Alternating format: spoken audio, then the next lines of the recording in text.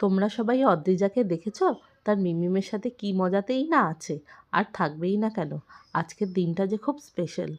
আজ অদ্রিজা প্রথম ফ্লাইটে চড়বে।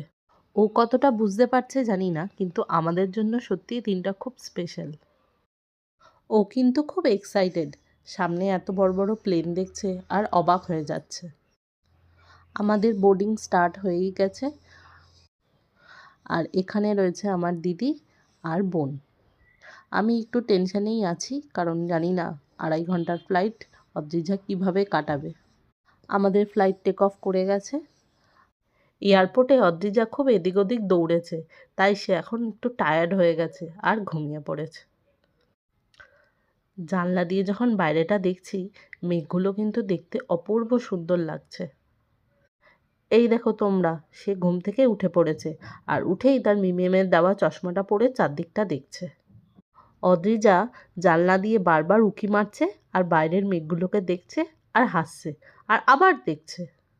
খুব মজা পেয়েছে কিন্তু ও। দুর্গাপুজোয় বাড়িতে গেছিলাম মা বাবার কাছে। সেখানে অদ্রিজা ওর দাদাই আর মনির সাথে ভীষণ আনন্দে পুজো কাটিয়েছে। তাই এখন আমাদের ব্যাঙ্গালোরে ছাড়তে যাচ্ছে অদ্রিজার মিমিম। এবার ব্যাঙ্গালোরে গিয়ে মিমিমের সাথে কিন্তু খুব মজাই করব আমরা। আমরা প্রায় এসেই গেছি। উপর থেকে কিন্তু দৃশ্যগুলো দারুণ লাগে। আমরা ব্যাঙ্গালোর এয়ারপোর্টে পৌঁছে গেছি, আর এয়ারপোর্টে অপেক্ষা করছে অদ্রিজার পাপা। তোমরা সবাই দেখেছো অদ্রিজাকে, সে কি আনন্দে আছে। আর এখন তার সাথে দেখা হবে তার পাপার। এই দেখো, 2 মাস বাদে অদ্রিজা আর অদ্রিজার পাপার আবার দেখা হলো। দেখেছো, ওদের দুজনের মুখের হাসিটা দেখলেই বোঝা যায় যে ওরা দুজন এখন কত আনন্দে আছে। আর এই হলো ম্যাঙ্গালোর এয়ারপোর্ট।